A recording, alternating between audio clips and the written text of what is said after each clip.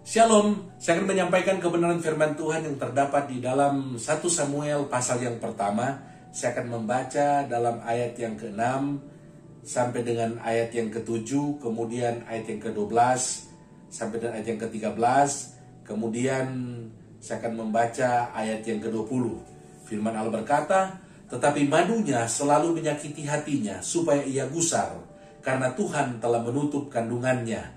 Demikianlah terjadi dari tahun ke tahun. Setiap kali Hana pergi ke rumah Tuhan, Penina menyakiti hati Hana sehingga ia menangis dan tidak mau makan.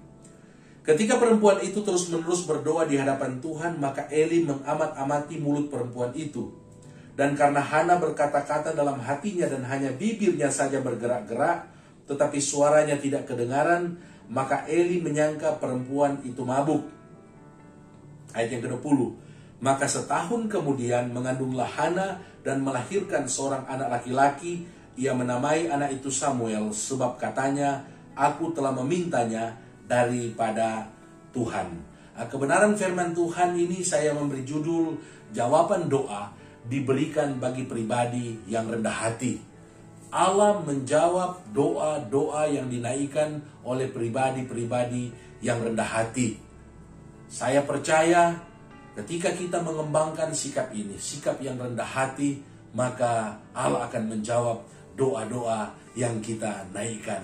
Nah, belajar daripada Hana, bagaimana dia mengembangkan sikap yang rendah hati, di mana sikap yang rendah hati ini adalah sikap yang tidak mau membalas perlakuan orang lain, sikap orang lain yang tidak baik terhadapnya.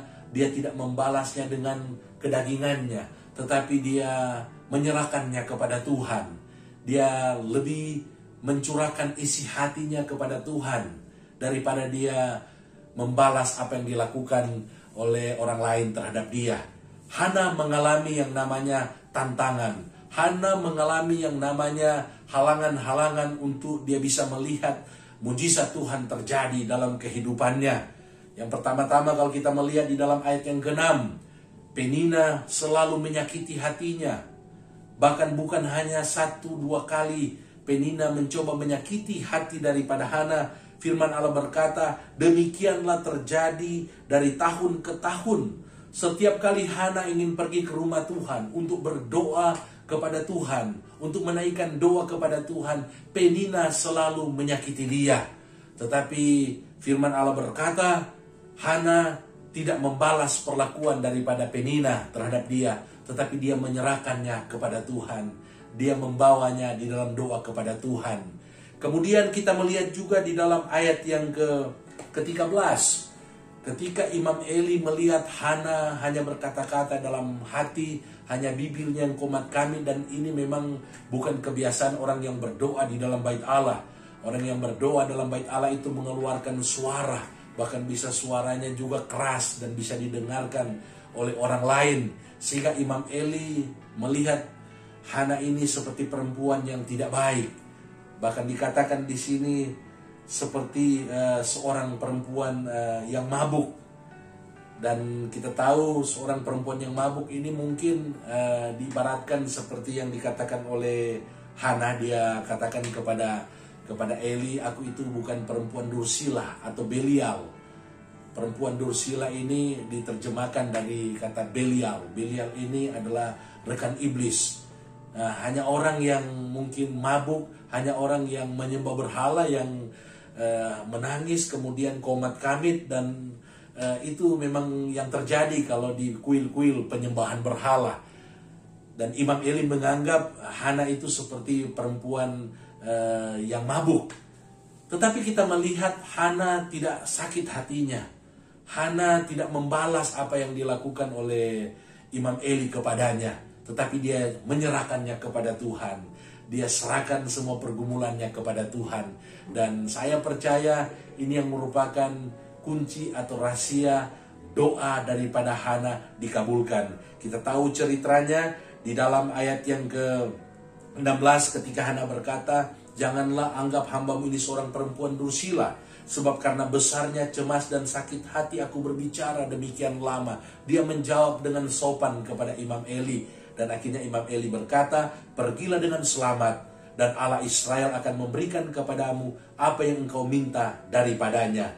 Dalam ayat yang ke-20 dikatakan, maka setahun kemudian mengandunglah Hana dan melahirkan seorang anak laki-laki. Dan ia menamai anak itu Samuel, sebab katanya, aku telah memintanya daripada Tuhan. Kebenaran firman Tuhan ini dapat kita aplikasikan dalam kehidupan kita hari-hari ini. Akibat pandemi COVID-19 mungkin terjadi banyak penderitaan, dan kita juga akhirnya kita berdoa, kita menyerahkan kepada Tuhan. Saya percaya kalau kita memiliki sikap yang rendah hati sama seperti Hana, maka Allah akan menjawab dan mengabulkan doa-doa kita. Karena sikap yang rendah hati inilah yang Tuhan inginkan dalam kehidupan saya dan saudara. Firman Allah berkata, ketika kita diperlakukan tidak baik, ketika kita dihina, ketika kita difitnah, ketika kita mungkin dimaki, jangan membalas kejahatan dengan kejahatan, tetapi balaslah kejahatan dengan kebaikan. Firman Allah berkata kita harus bersyukur ketika kita dirugikan, ketika kita diperlakukan tidak adil. Rasul Paulus berkata, mengapa engkau tidak lebih suka diperlakukan tidak adil? Mengapa engkau tidak lebih suka dirugikan? Kita bersyukur, dan itu menandakan bahwa kita itu orang yang rendah hati. Karena kita menyerahkan kepada Tuhan juga apa yang kita alami, sikap orang lain kepada kita, kita serahkan kepada Tuhan. Sama seperti Hana, dia tidak membalas Penina, dia tidak marah kepada Eli, tetapi dia serahkan itu kepada Tuhan, sehingga Tuhan menjawab doa-doanya.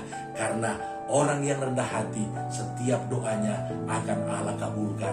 Demikian juga Allah akan kabulkan doa-doa yang kita naikkan, karena kita adalah pribadi-pribadi yang rendah hati. Puji nama Tuhan. Shalom.